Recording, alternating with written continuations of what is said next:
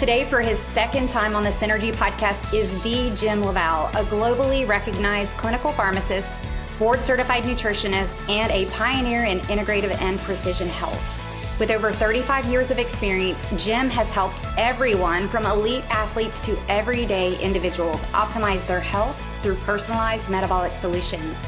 He's an acclaimed author, editor, and the mastermind behind the Metabolic Code, a system that transforms how we understand and manage our health. Get ready for a fascinating conversation on unlocking your body's full potential. So grab a pen, lean in, and enjoy today's episode. Welcome back, Synergee listeners. We are so excited to be back in studio with one of our favorites, Jim LaValle. We had Jim on in earlier this year, earlier 2024. We aired that episode March 20th, 2024. So if you have not listened to it, even if you have listened to it, I'm going to challenge you to go back and listen to it again, because that discussion was so deep and rich and wide. I've listened to it again and I've learned from it. He also shares his story on that episode. And I think it's really important when you're listening to information that you know where that information comes from. And we just love this guy. We have been following him since 2009. He's been an educator and a mentor to us. We've read his work. We anchor a lot of our practices based on the philosophies that he's taught us. So we feel like we're standing on the shoulders of a giant here. And we're just so excited that he's generous with his time and he's back with us today. It's great. I'm glad we're just doing this audio because people see how gray my hair is. You know? Well, actually, this one's going to be video, Dr. This LaValle. is going to be video, so they're going to see it. Uh-oh. I'm glad I combed my hair. I love it. It actually looks really good today. I was going to tell you, you must have just had it cut. Yeah. Well, you know, my wife was an esthetician and stylist before she became a dietitian. So I've got an in-home stylist. So it ends up working out pretty good for me. Well, that explains everything. You're always looking so sharp. Well, you know, I think that's her requirement. So true. Well, we just want to dig in today and kind of do a follow-up to where we were before. And I think just starting out with, you know, talking about GLP-1s, because that is such a hot topic right now, semaglutide and all of those that are out there, and kind of really digging into the question. I just want to poke around at, is it really a miracle, a menace? Is it neither one of the two? Like what has evolved and what have you seen in your practice since we last talked? Well, I think it's both. I think it is a miracle. And I think it can be a menace. So, you know, it's a menace when all you do is you inject a GLP-1 and you don't change your lifestyle. You're absolutely going to be dependent on it forever. If you're type 2 diabetic, that's a whole different story. If we're talking about it for weight loss, that's a different story. People should be able to utilize that as a tool and then change the way they're living in order to really overcome their insulin resistance, right? Because a lot of things happen when you're insulin resistant. So, you know, you do want to exercise, you do want to eat better, you have to dramatically increase. If you looked at the recent article that just published on retention of lean mass, I'm just going to post something on that on Instagram here today or tomorrow. And it basically showed you got to eat protein at 1.3 to 1.6 grams per kilogram in order to maintain lean mass. And that's just where you start. So, you know, I think they're an incredible innovation. And I always go back and talk about the fact that when insulin was invented, it saved lives.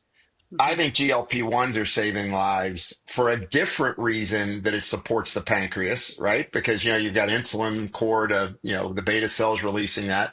Then you've got these incretin hormones that if they're not working, and people that have gained weight have become insulin resistant and they just keep pumping out glucagon and storing fat, they can't get to that fat and they can't burn that fat. So instead of insulin being an acute life-saving agent, now we've got a peptide, the GLP-1s and the GLP-1 mixed, you know, agonists, you know, that are what I say saving a chronic life, meaning that, you know, we're reducing the problems related to kidney issues, cardiac remodeling, all the other, you know, potentially Alzheimer's, right? All the things that we're seeing the benefits may be.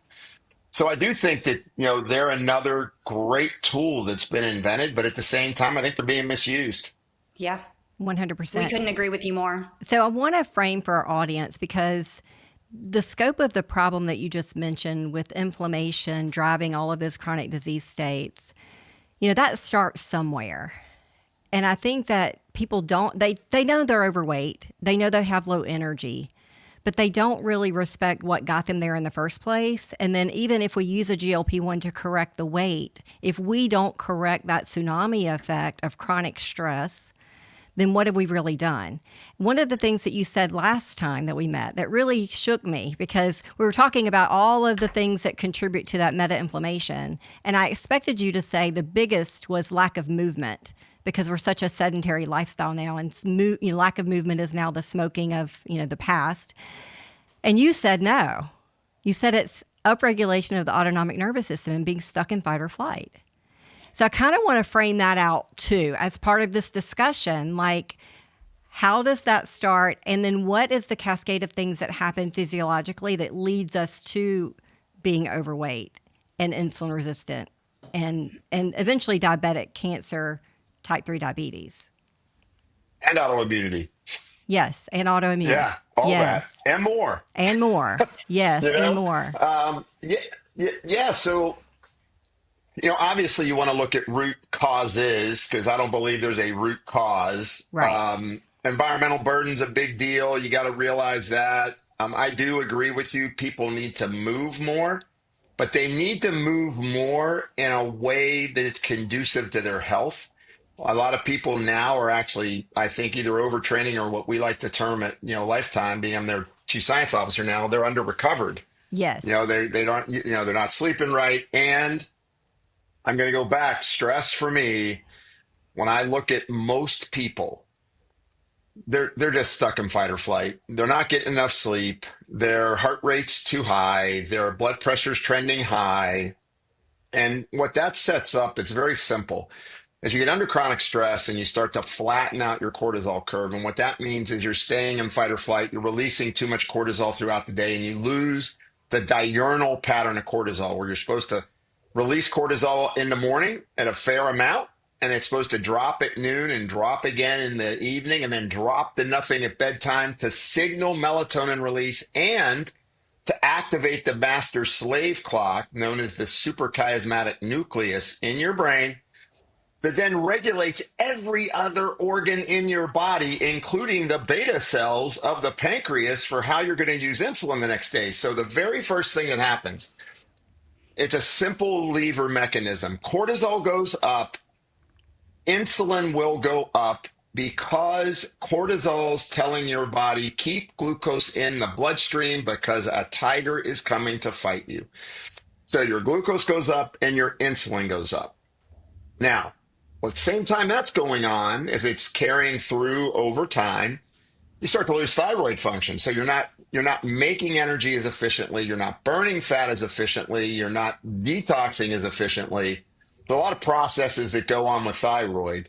But the net of it is as the cortisol goes up and the insulin goes up, glucagon inhibition goes down, so that you don't have incretin hormone release. And the incretin hormones are helping you to access your fat and utilize glucose appropriately. So when your brain gets stimulated, I'm under all this stress, what I'm setting my body up for, storing fat and not burning it. And then there's downstream effects, right? Because as your insulin goes up, you make more adrenaline and more noradrenaline. That starts to create a tightening of your blood vessels. So now you're getting reduced blood flow to the kidneys. You start to gain visceral fat. When you gain visceral fat, you make this compound called angiotensinogen in your visceral fat. And that makes what's called your intimal medial thickness increase. So the vessels get stiffer. And then your muscle starts to thicken as well, which then compresses the blood vessels as well. And so it really sets up a tremendous cascading effect where you gain weight really well. Because when you store visceral fat, it's releasing so many what's called adipokines, or basically cytokines and other compounds that are moving against your homeostasis in your health. And all of that cascading effect is why we've got 50% of the population that's either insulin resistant or a diabetic. and well over 70% of the population is overweight. And I also think it's why we created the tsunami effect of people desperately reaching out to get GLP-1s any way they could, because they tried diet, they tried exercise, and they didn't lose a pound. Yep. Right. I'm glad you laid it out that way, because I think the point in everything that you said is a lot of these metabolic functions are going on underneath the current. We're not paying attention to what's going on with the body, and it shows up as weight gain. And we're so focused on the weight gain that we can't see the forest for the trees. We can't see what all has happened in a very systematic way within the body, as the body's trying to keep you alive, right? It's trying to be more efficient, right? But it's leading us down that pathway of chronic disease states, and weight gain is just a side effect, or it's actually just a symptom of a bigger problem.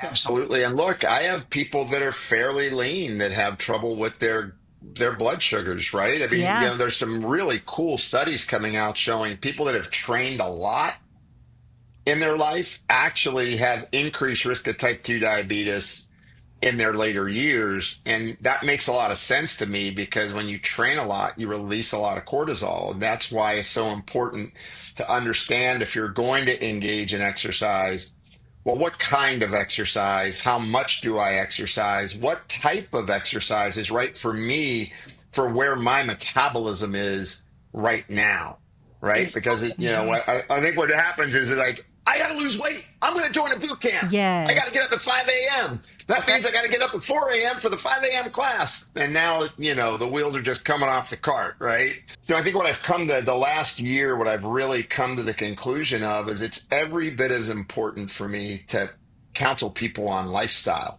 Yes. How do you really get a lifestyle that's going to promote health and longevity? We're not living in Sardinia. We're not living in Icarus, Greece. We're not living in Okinawa, Japan.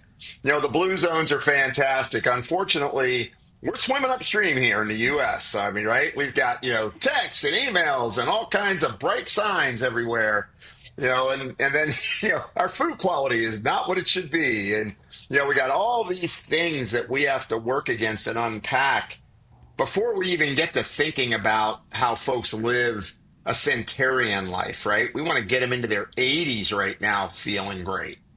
Mm-hmm. Yep. I mean, in some respects, I think about many of the people that I know that have started GLP-1s, and they've had really favorable effects on body fat, right? Favorable. Sure. And working on other things as well.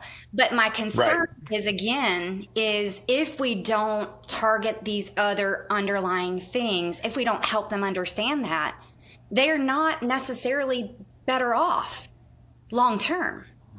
Yeah, no, I totally agree with you on that. And that's been my passion. We're developing a massive program for GLP-1s that we're releasing. Lifetime's got 2.5 million lives that, we can touch, right? And, I'm sure we're not going to get that many of them, but if we can get 100,000 lives and show the impact of diet and lifestyle and mindfulness, and in addition to other things you take with the GLP-1 in order to enhance the retention of lean mass, because muscle's the currency of aging, right? We heard that over and over again. You want to retain that lean mass. And the big thing they found out in the human studies is that when you do a GLP-1, you're going to lose about 30%, up to 40% of your weight and lean mass. Pretty equivalent to a medical induced diet, right? That's the baseline. If you're not doing anything other than injecting that GLP-1. And I do think there's also room for titration of GLP-1s, using less. So therefore, these incretin hormones that are affecting the, pancreas, you don't have such a dramatic effect with high dosing in terms of when you try to titrate somebody off, because that's one of the big things we hear, right? I get off of it, my weight came back, I'm not so happy there. And the reality is they can take control of all of that. Yes. And that's actually what we found as well. And I'm glad you brought that up, is not only titrating, but even splitting doses and microdosing, splitting into 2 doses a week or 3 doses a week versus 1 dose a week. Like, are you using some of those strategies? Have you seen benefit to any of that yet, or no? I haven't done the split dosing because the kinetics of it are such that it was a 6 day life. you just have to have really close, you know, I would say, really looking at that patient and really seeing what's going on with them. Yeah. I can understand how it may be favorable. I haven't done that. Yeah. What we've been doing currently is a couple of different strategies. One is using, a titration, stopping at the dose where you're losing weight. Don't lose more than 2 to 4 pounds a week. Don't put the pressure on your gallbladder, right, in your liver, and reduce the side effects. So titration. And then as you're achieving your goal weight, reverse titration because you started at such a lower dose. You have that opportunity with changing lifestyle, managing stress, looking at intoxication, like look at hormones, right? Sex hormones and every other hormone, and make sure you got all that moving in the right direction. And then I also have combined using CaloCurb with it, which is, of course, the GLP-1 that's from hops out of New Zealand. That's a natural incretin compound that allows release of the incretin hormones for like 4 to 6 hours instead of doing it for days. So I've been combining more, trying to use that as I'm moving people off. But I know practitioners have been out there doing either the microdose or doing twice a week dosing at a lower rate, lower dosage. I'm sure that it's effective. You guys are doing it. I'm sure that you're seeing some nice results. Well, I think, one of the things that we've been working on is monitoring other biomarkers besides lean body mass. I mean, I think that we all know that we've had to really look at lean body mass, but we're seeing changes like elevations in heart rate variability dropping. And so looking at those and kind of trying some of these things to see if it benefits in that way. Yeah, I do think it's like one of the side effects that you see with it, right? Is you see changes in HRV. And the one thing I'd encourage people to do is get something really good to measure your HRV. Yes. I currently am wearing 3 different devices to measure my HRV to figure it out. And it's kind of funny, and so it's what happens when you're in that chief science officer position. I got to look at all this stuff. And so, when I look at it, I go, oh, you know what? If you want a really accurate heart rate, you probably need to wear a strap if you want an HRV that's really good. I'm wearing, this right now. This is Ultra Human. This isn't an Aura, it's Ultra Human. And it's kind of in between this, which I think does a terrible job on HRV, and this, which does a decent job on HRV. And then, hold on, guys. The Morpheus, which does a tremendous job on HRV. But, so I think that looking for those issues, I think, are important and managing that. And I think also looking at things like what's your lipid particle number, what's your ApoB doing, where are these advanced markers, which we know the GLP-1s help. Right. What's happening with that as well. So I've had more issues on people taking something like tesofensin for their weight loss, which I think is a great compounded drug. That tends to really, in general, raise heart rate pretty consistently. A little more inconsistent on it, doing it in, with the GLP-1s, but that's why at Lifetime we're collecting all this data. We're going to collect data. We'll quickly have 1,000 lives that we're going to be able to process data on and go, okay, what's really happening? When you change exercise, change diet, you're checking in with a dietitian, you're checking in with a trainer, you're on a GLP-1, maybe you're using sermorelin with it in order to maintain lean mass, or maybe you're just using creatine for that aspect of it. What are the real variables that create the optimal approach to using a GLP-1 for all the benefits and none of the risk? Yeah, that combination approach. It's not just about the injection. It's about... Yeah, I think your point about it not just being about the lean mass is super important. Yes. I mean, where's the nervous system going? Where is the blood pressure going? Do we see changes that, all the changes that are, reported in the studies? Great, but studies are always shorter term. We want to look at over the long term, right? So it's really we're in such an infancy with this. So, one of the things that you mentioned last time is a possibility when you start seeing someone's heart rate go up and heart rate variability drop beyond stress with the GLP-1s is low magnesium. And, I check red blood cell magnesium on patients, and I thought I was doing a really good job of getting them repleted. But after that topic came up, it caused me to kind of dig in a little bit more and make sure we're repeating those tests and make sure that what we have them on is actually adequate. And I have to say, repleting magnesium has been a big deal for several of those patients that we were seeing that trend emerge with elevated heart rate, low heart rate variability that we just couldn't get to come up in any other way. So never underestimate the power of those minerals too, especially magnesium. 100%, absolutely key importance. I rarely see someone with a good RBC mag. Nobody's up at 5'6" to 6'2". Everybody's down in the fours or the low fives. And, magnesium's critical. And it's critical in a lot of ways. One, and parasympathetic tone and managing that HRV, along with phospholipids, right? I mean, the whole thing of using phosphatidylcholine or complexes of the phospholipids are important for that. But magnesium's even involved in insulin regulation and glucose, right? So, Right. all of that, it's so important. And, one of the issues that I think we deal with is that, we've got this problem of people malabsorbing, right? So a lot of times you're giving them magnesium and you're still not seeing the numbers come up. And that's a core problem for people that are insulin resistant and or diabetic because their lipopolysaccharide levels are elevated. And that's going to, by default, trigger inflammation and start to create a sloppy, tight junction between your epithelial cells of your gut. And now you're not absorbing things the way you should.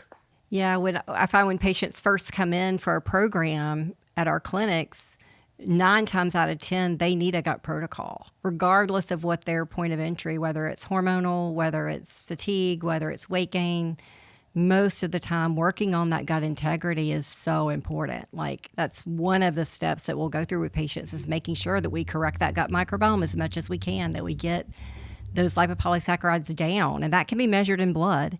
That's easily measurable. But to your point, because of chronic stress, that permeability in the gut lining is there and is allowing those lipopolysaccharides to wreak havoc on the immune system and create inflammation. And it very well can be also why you get the brain issues, right? Because LPS crosses the blood-brain barrier, and as that goes up, your glial cells start firing off in the immune system, and kind of that thought process moving through, like, why do people with diabetes have more dementia, right? Right.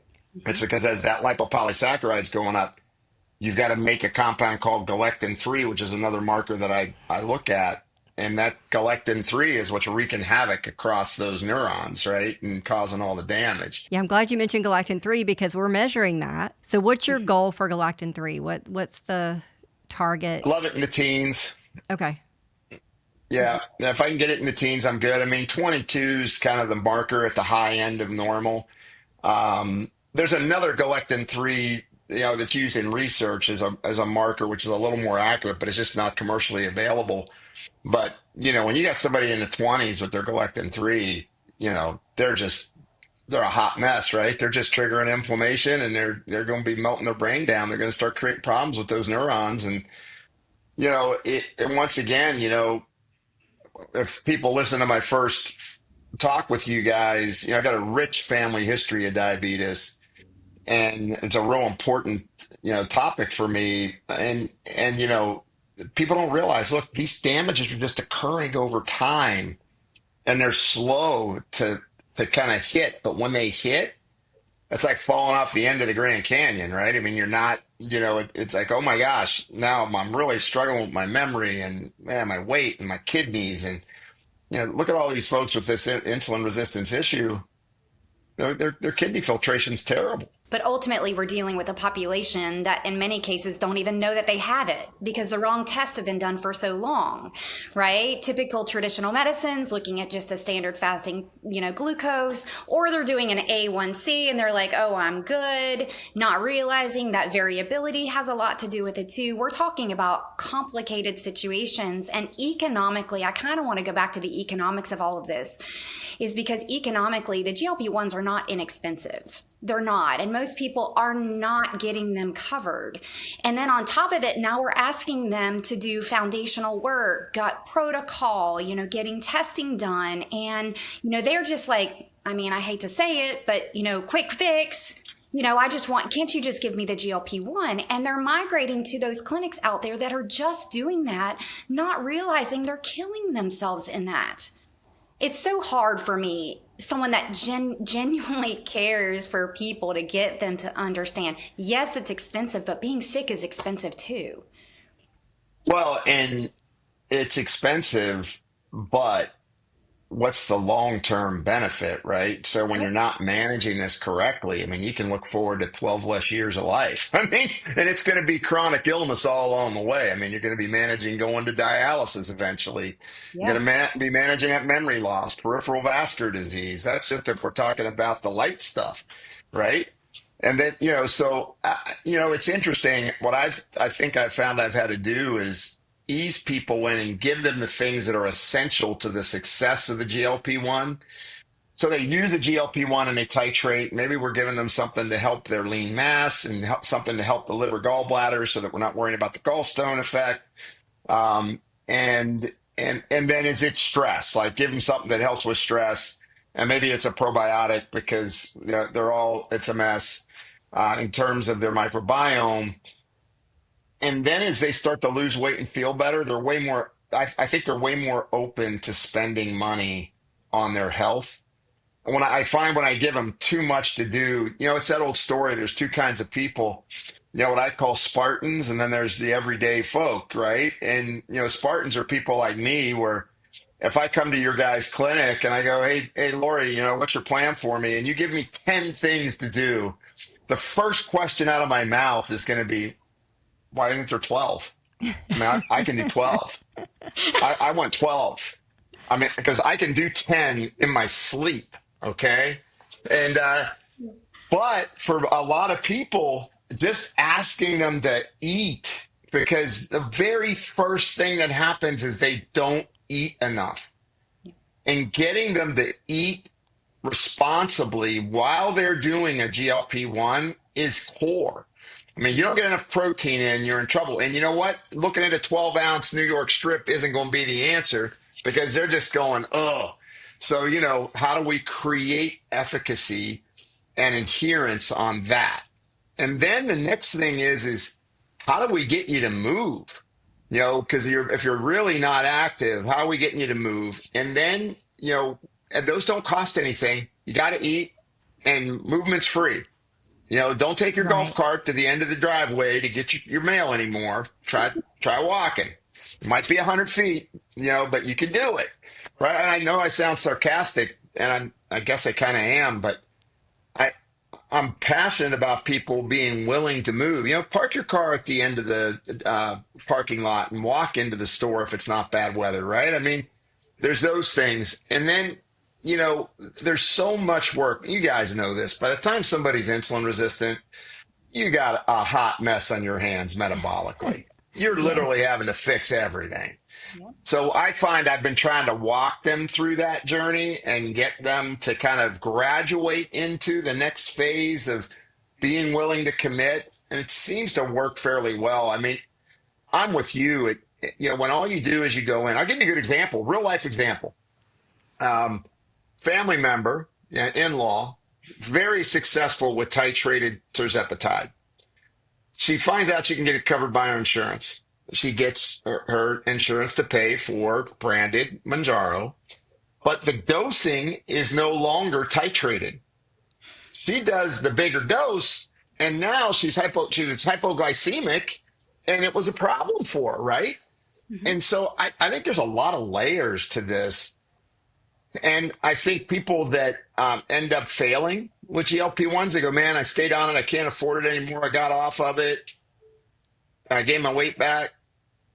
They're probably more prone to listen to how maybe it can work with True. a more comprehensive plan, you know? True. But I'm totally with you on that. That's why at the beginning of our talk, we said, you know, is it a blessing or is it a monster, right? I mean, which is it? And it's really both based on the application of it. Right. And I think it's going to take doing shows like this, Yeah. us getting that word out about, hey, there are ways to do this so you can actually recapture your life and recapture vitality and create a path to where you feel great and you're empowered with your health and you're not just sitting there saying, well, time for my weekly injection. It's the only way I can keep my weight down, which is important. It's important to get the weight off, right? But how do you empower people? That's the key.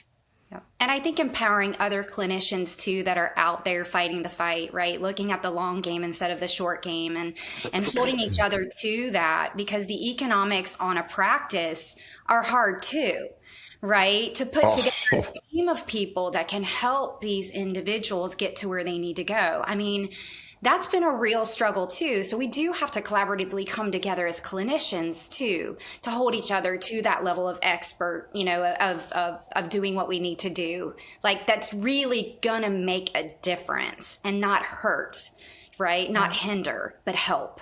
Well, I mean, you know, and I commend you for that because a lot of people don't end up doing that. And what I always did in my practices is looked around and said, all right, who's the trainers that I can rely on that aren't going to take a 50-year-old who hasn't exercised and try to, you know, rip their body apart, right? You know, Right. it's like who's got experience, who understands the population that they're going to be working with.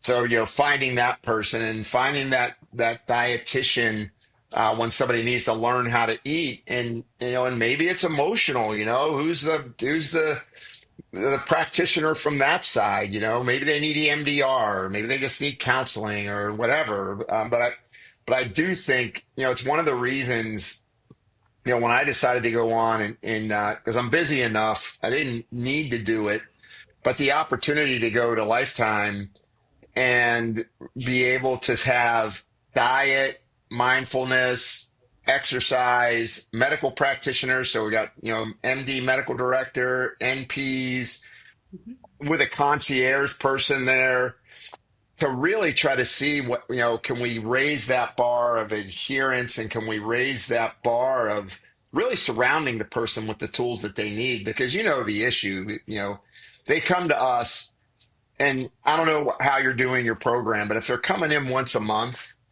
you know, and they're not doing a check-in, I mean, they can stray really quick. Right. Very And quick. so accountability is so important to help them, Yeah. right? And so I'm, you know, once again, I mean, I always love coming on your guys' show because, you know, you take such a thoughtful approach to what am I doing with this person, Yes. This person. right? Yes. This person. And I think that's key.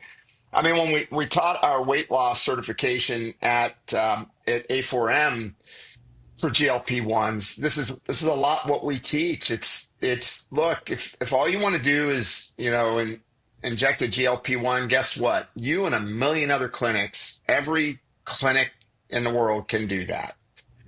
But is that best for the person? Right. Right.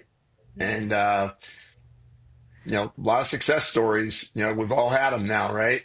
But, Yeah. you know, I think it's so important that you understand, you know, baseline magnesium status, super important. You know, looking at what other markers of inflammation are present.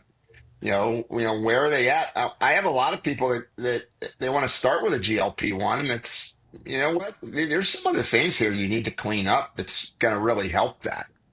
You know, so that's kind of one of the reasons that I really try to get people to understand weight loss is a comprehensive metabolic issue. It's not a GLP-1 deficiency. Right. It's part of the problem. Yeah, we'll Not all the typically problem. have them do a 16-week program before even initiating the GLP-1 because we really want that Yeah. foundation solid, right? And to That's me, that's awesome. where it works the best The patients that I've taken on from other clinics that started GLP-1 without that foundation, the majority of them did not do well.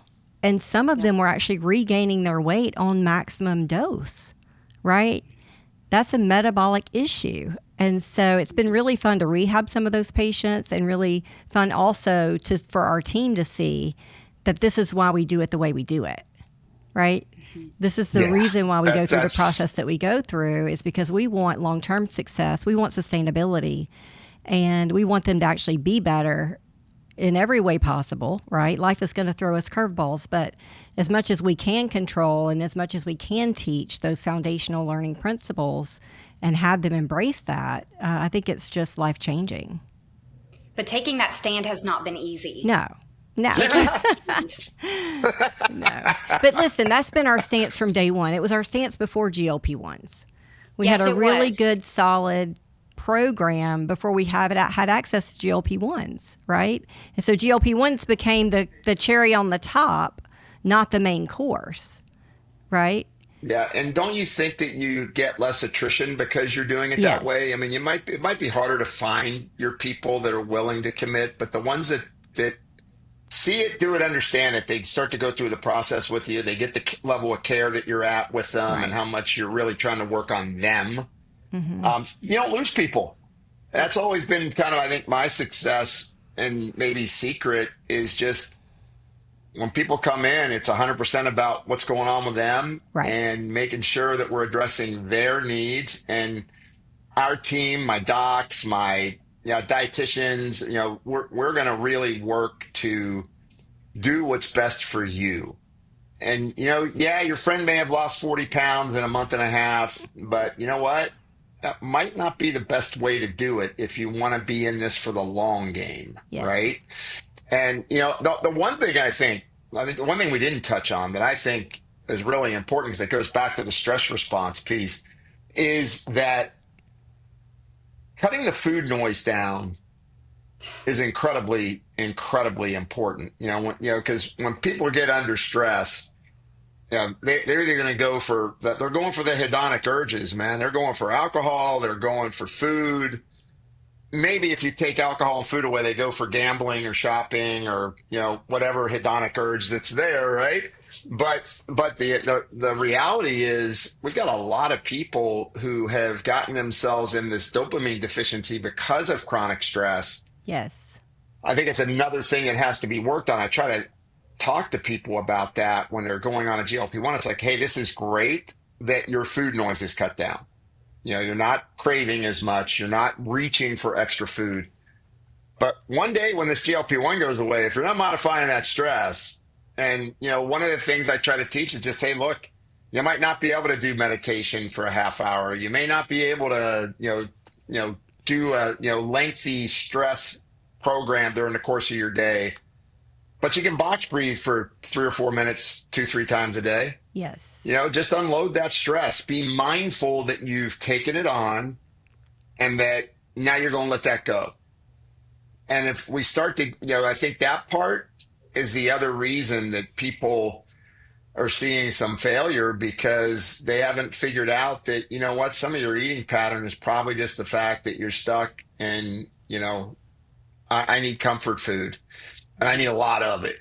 Right. Right. And that's where I think the GLP-1s have been a miracle, is just shutting that fight off that people have. Because how many times, remember pre-GLP-1, and for people that didn't, before, first time they came into you, right? Because we manage it using Laura, we're dampening their stress response, right? We know what to do it. But how many times have you heard, I was great until 4 o'clock. Yes. And then I got to hug that Lay's. I got to hug that Lay's potato chip bag, or, I got to see that empty row of cookies.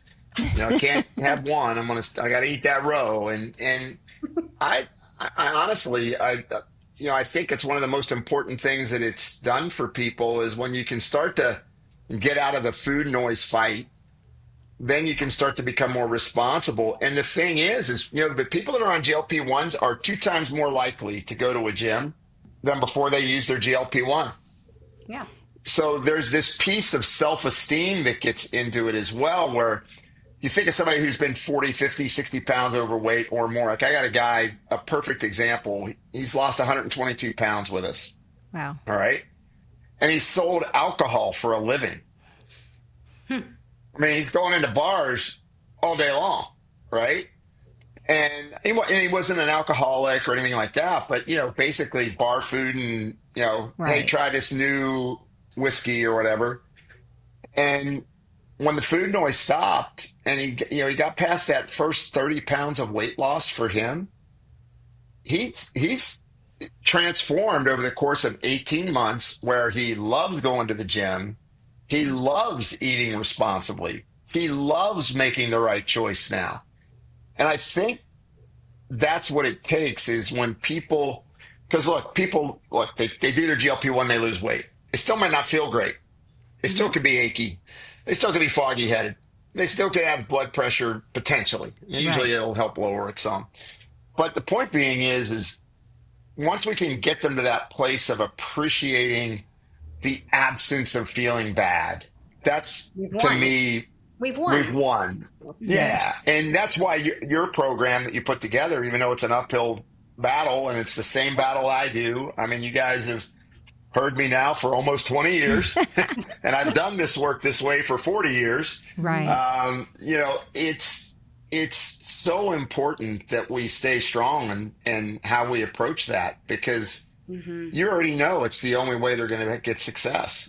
Absolutely. And that's one of the commitments that Kelly and I have had for years is we came together with our business called, Synergee. And, Synergee has developed not only a place where we can mind share, collaborate with other practitioners, right, to hold them to a standard and case share, but also developed content that they can use in their practices that we have used for years to bridge that gap. Because economically, sometimes you can't afford to have that RD. You can't afford it maybe in your community. Right. Have that. You don't have that health coach. And so giving them just a little snippet of, 10 or 15 minutes of a video or of an educational piece or a questionnaire that they can fill out. Because you're exactly right. If you're only seeing them once a month, they're not going to make the progress. It's just not going to happen. I learned early on, and I actually brought in an adherence coach when I had my big institute in Ohio. So, we're processing 300, 400 people in a week. Wow. All right. All personalized. Right. Wasn't no cookie cutter stuff. Whew. Yeah. 3 rooms going full time. 3 rooms, 5 days a week, 8 to 10 hours a day, full. Right? Now that's stress. That would be stress. No, it was fun. I loved it because I got to go between the rooms, so I could just go in and do decisions. Oh, and gotcha. say, okay, go here. And the docs were in the rooms, and the nurse practitioner. It was fun. And by the way, I learned a lot because I saw so many people. Right. When see you patterns see a lot emerge. of people, Yeah. you just start seeing patterns, and it really helps. That's how I developed the metabolic code was through pattern recognition. Yes. So it's really interesting that you have to touch people.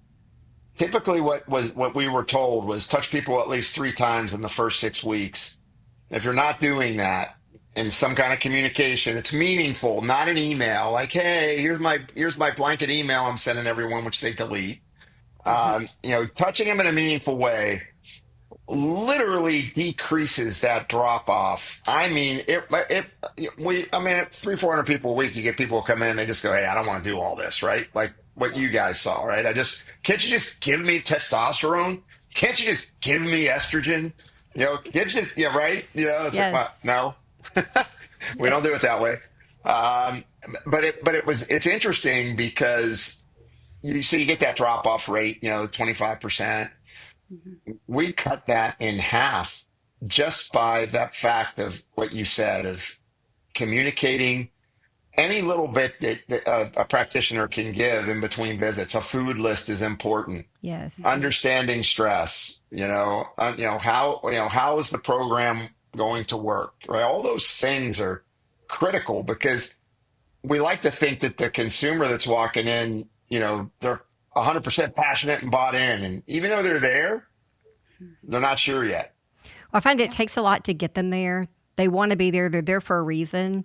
But to your point, they've got to really have confidence that they're going to see some type of result pretty quickly, and that we're committed to their process, and it is their process. And That is right on. It's, you guys know, it's the big Yeah. thing that I've taught for years is you better get some kind of result in the first 4 weeks. Yeah.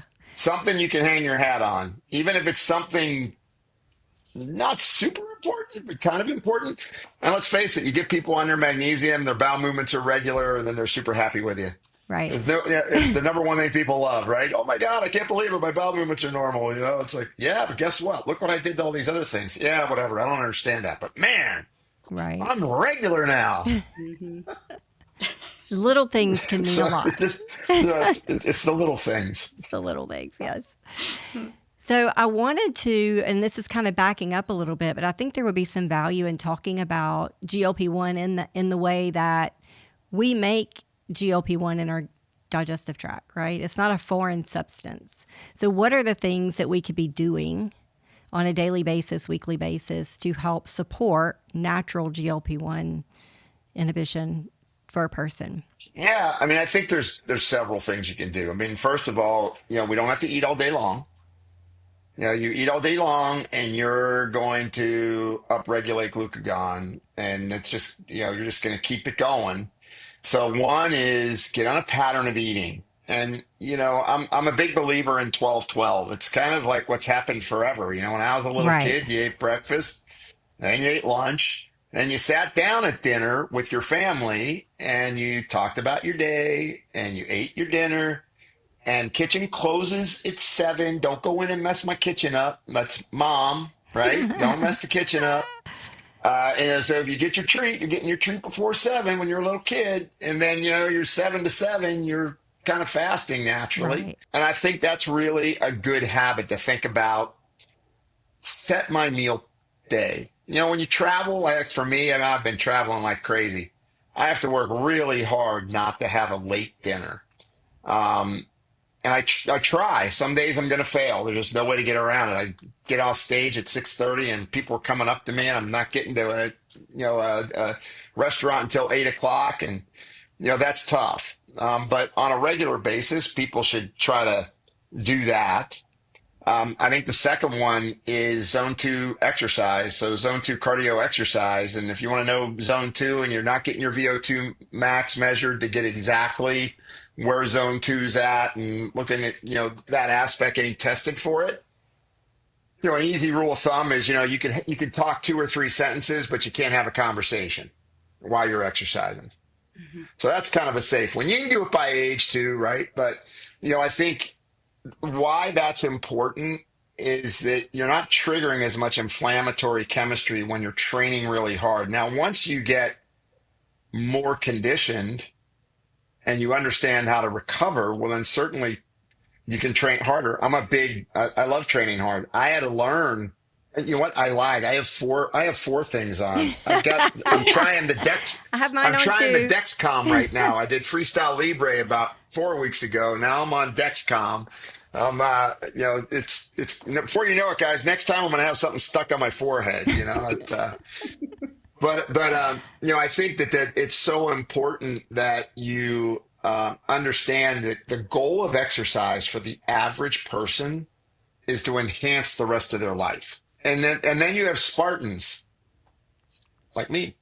I want to get I've got a gym in my garage, and it's a commercial gym in my garage. And I love to train. And I had to learn that, and I did that through that Morpheus strap. It kind of gives me my recoverability score and my HRV, and I can tell how hard I need to work out the next day or how light I should work out the next day. And I think that aspect of exercise is really important. And you got to do some weight bearing exercise if you want to maintain lean mass. Doesn't mean you got to be, trying to heave heavy weights, but you need some weight bearing. Mm-hmm. So those are 2 big things. And then the third one is sleep. Because as soon as you disrupt sleep and you disrupt the master slave clock, you are disrupting glucose and insulin regulation. Yes. Right? Say it loud. Say it loud. We all need to hear you, including myself. Once again, it gets hard, let's go back to fight or flight. Let's go back to stress response. And why I Right. say that's number one Yeah, is 60% of adults in the US will report that they're having trouble sleeping at least a portion of their year. And most people are underserved on their sleep time. That's why I do love these things, all these gadgets that tell us how much we're sleeping. for sure. I'm not real happy with the results I'm getting with this one right now, just because I don't like the numbers that I'm putting out. You know, come on, can't you change? If I put it on a different finger, will it change the numbers? Nah, it doesn't. Dang it. I'm just looking for that better result. But honestly, if you started there, and then of course the type of food you're eating, you're looking for reducing glucose oscillation, Right. right? So glucose oscillation being that big change between fasted and meal state Right. and triggering inflammatory chemistry. So am I eating a lot of, too much carb? Yeah, you can go to using one of these guys if you want. I think it's great insights for people. You got to realize these are probably about 7 to 10% off on Yes. accuracy. So you have to realize that the continuous glucose monitors are good, not as good as a finger stick. Finger sticks will be between 1 and 3% off versus 7 to 10% off, but they're still showing you, hey, what happened after I ate? Right. It's still showing us a trend. And that's really what we're looking at is Yeah, velocity of change and trends. And so we still right, get that exactly. information. Yeah. And I think getting fiber in is important in terms of slowing transit time on your glucose. And then the big one, everybody's moving to the carnivore diet now. Oh my God, it's a miracle, carnivore diet. The issue I've got with that is that, we know that high saturated fat diets that are low in fiber are going to increase more lipopolysaccharide Right. release. It's been published over and over again. People argue with me over it all the time. I'm like, I don't know what to tell you. Let me show you 20 studies. It's not me. It's not the Jim LaValle ethos. I like to look at the literature and say, what do we find out? What do we know? And so I think if you started there, fiber, transit time, more responsible eating, not to spike your glucose, creating a 12-hour eating window, don't graze all day long, give your body a chance to reset, try to induce some autophagy where you can renew some cellular function and metabolism. Things like Prolon. I think doing a Prolon kit 3 times a year is not a big deal. And they keep publishing more and more and more evidence. Look, do I enjoy doing a Prolon kit? No, I'm not like, oh my God, here we go. Like it's a mushroom soup mix. It's not like it's a big source of joy, but I know one thing people in general feel like when they come out of it, I feel cleaner. I feel more Yes. efficient. I feel like I'm not eating as much. And we're knocking down a lot of the markers related to aging that's been published with that. Those are just some key things I see. What else do I you love want to it. add So I to want to that? speak to the Prolon. Okay. So my strategy for the past 3 years, based on some of your recommendations, what I've heard in lecture, is I'll do a I'll do a Prolon kit October, November, December. And then in January I do a detox. And that has Nice. been transformative for me and a lot of my patients following that strategy. I just finished a Prolon kit, and what I noticed was my resting heart rate dropped 5 points. My heart rate variability went up. And now I'm to the point where I don't want to eat at night because I don't want to change that pattern. I'm like, I'm going to eat all my food in the daytime and not eat after 5 o'clock and see how long that resting heart rate stays down because I've done everything trying to correct for that. And it's been one of the things that it's just been like, wow, what can I do? I wasn't paying that much attention to it last year when I did my Prolon, but this is the first time I've noticed that big of a drop. So It's kudos huge. to Prolon. I think it's good for structure. Do I enjoy the soups? I do not. But it is something that I feel like it's 5 days. I can do anything for 5 days, right? You're not being And asked to water fast. and for the results that I'm seeing and the results I've seen for my patients, it just makes sense.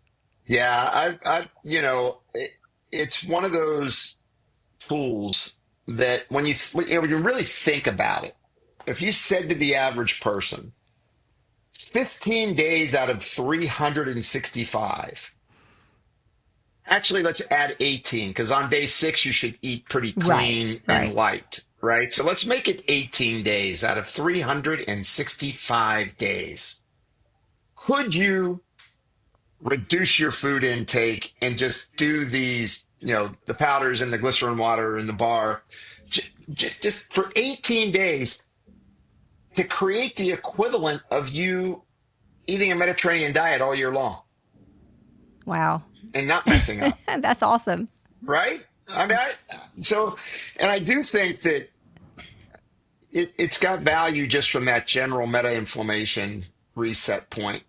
I keep going back to, that, I just dig. I mean, one of the other pieces I'm really big in right now is the glymphatic system, right? Just really understanding the glial lymphatic flush that's supposed to go at night. So when you don't sleep, you don't get that glymphatic release of clearing your brain of the byproducts of metabolism and the inflammatory cytokines that your brain is made for that day. And of course, exercise is the other thing that does it as well. And so I just think that when you do something like Proline, you got people eating a healthier diet. And yeah, you know what? People are going to have a birthday. And look, if they don't have gluten sensitivity that makes them miserable, and if they don't have, celiac, you know what? Just have a piece of birthday cake. It's okay. Just don't eat 3. Right. I mean, and it's a birthday, not a birth week. It's a holiday, not a holiday month. It's like getting those concepts across Yes. to people so that it really, becomes special when you do want to celebrate something, Right. right? And by the way, eating healthy doesn't have to mean you're not eating foods that are incredibly tasty. Right. I mean, at our home, we cook a lot. I mean, with my wife being a dietitian, my father was one of the top 100 chefs in the world. I mean, I grew up in great food, and I had to transition to great healthy food. And I think that's the other important thing people miss, because they almost think like, oh my gosh, I'm going to go on this GLP-1. Now I'm going to have to, I'm going to be eating, blah food. Put some effort in it. Put as much effort into your weight loss program. If you're going to take on a GLP-1, anybody listening, you're going to take on a GLP-1, put as much effort into that program as you would put into looking for your next house or your next car or even your next refrigerator. That's awesome. Right? That is Just awesome. put the same amount of effort in. Yeah. Because you know what? How many people will perseverate over what is the right refrigerator? I know I do. So, but I perseverate on everything. So, I'm going to think about everything all the way through. I want to know every angle, right? But I think it's important. Yeah. You need to think about your sleep and what you're doing to maintain sleep. I know, look, I have no problem sharing personal stories. A lot of stress over this last 6 months for me, good stress, books and business and, we're buying a new house and I mean, everything you could add. I had a lemon law car, about this, nice, what I thought was a nice car. I had to go through all this lemon law stuff to get another car. I mean, all of a sudden I'm only, my ring, I'm only sleeping 6 hours now. I'm getting 4 cycles of sleep in that. I'm still getting my cycles, but I'm not getting enough sleep. Right. Because I'm waking up thinking about all those things. And so I've had to take action on that. I've taken action on it to try to, work back up to my 7 hours. And I think people need to attack their health. It's that simple. And that's what's great about what you've developed is you guys are passionate about helping people attack their health. Yes. And I've come because that's what it takes. Yeah, absolutely. And I've come to the conclusion is we are either actively pursuing living well or we are actively pursuing dying. Like it's that. There is no such thing as just being static. You have to be in active pursuit of it. And that means seeking out opportunities to learn and grow and try new things and all of those things that you said. So listen, we could probably talk for hours. We could talk for days. Are you kidding me? Days. We could. So we're going to have round 3, I'm sure. Yes. So we want to hear about the books. We want to hear about the books. We want to hear how can people connect with you. I know you've got jimlavalle.com, but tell us about the books. Yeah, and the real Jim LaValle on Instagram. Apparently, I never look at that stuff. And my son's like, you have got over 150,000 and get, whatever downloads. I was like, okay, I, what's that mean? I had to ask him, is that good? I didn't, I didn't know. I don't get any of this stuff. And so the real Jim LaValle, and so the books, new Metabolic Code book coming out, and it's going to be relabeled. It'll be about metaflammation and the march towards aging gracefully, and using the Metabolic Code method, and which we're really happy about. We're using it with armed forces. Obviously, we've really have validated that now with George Washington's curriculum department going through our coursework and stating it. And then, so I've got that, and then I've got a human performance book coming out, how to optimize your athletic performance through blood labs and lifestyle changes. So those are the two. Then, of course, the second edition of Your Blood Never Lies is coming out. So, awesome. And my handbook, Peptide Handbook version 2, that's coming out too. So that's all hitting in the next 90 to 120 days. Well, I hope you're planning awesome. a really nice vacation for yourself to decompress and regroup after all of that output. It's funny you said that. I went to talk to Laura, my wife, this morning. I said, we got to take a week in January. We just got to use my frequent flyer miles and let's just go somewhere. Yeah. So important. Well, we're going to have to write you a script for that. There you go. I'll take it. I'll need that. That's right. Well, thank you once again just for being so generous with your time, and again for just having such a strong influence on our lives and therefore the lives of the patients that we get the privilege of being able to treat. Opportunities like this, they're golden for us, because we do feel like you said this coming on in the very beginning. I don't think any one of us are super comfortable with videoing ourselves and doing things like this. We don't do it for that. We do it because we have a passion to change lives. And so thank you for being part of that. Oh, my pleasure. Anytime. Awesome. We will take you up on it. The Synergee Podcast is for general informational purposes only and does not constitute the practice of medicine, nursing, or other professional healthcare services, including the giving of medical advice, and no doctor-patient relationship is formed. The content of this podcast is not intended to be a substitute for professional medical advice, diagnosis, or treatment. Users should not disregard or delay in obtaining medical advice for any medical condition they may have and should seek the assistance of their healthcare professionals for any such conditions.